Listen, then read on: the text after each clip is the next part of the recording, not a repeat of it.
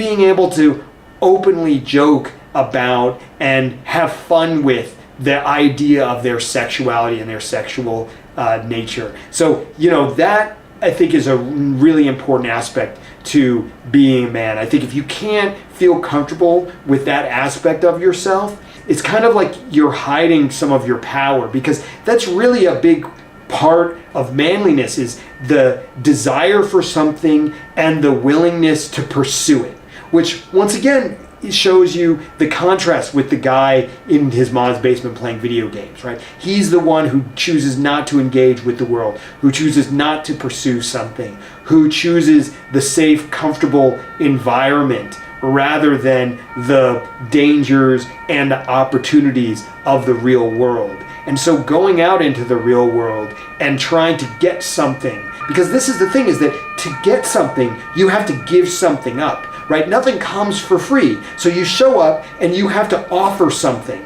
And by offering something, you can get something in return. And what you offer really depends on you. When you're young and you don't have much, a lot of times what you offer is willingness to work.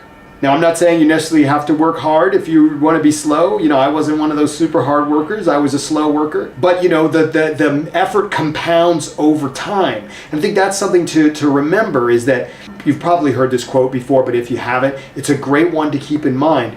People overestimate what they can do in 1 year and underestimate what they can do in 10.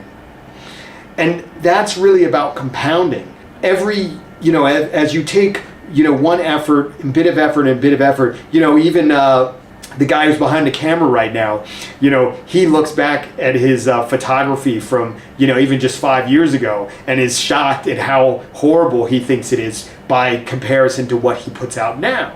But back then, he did a lot of like erotic photography. Still does.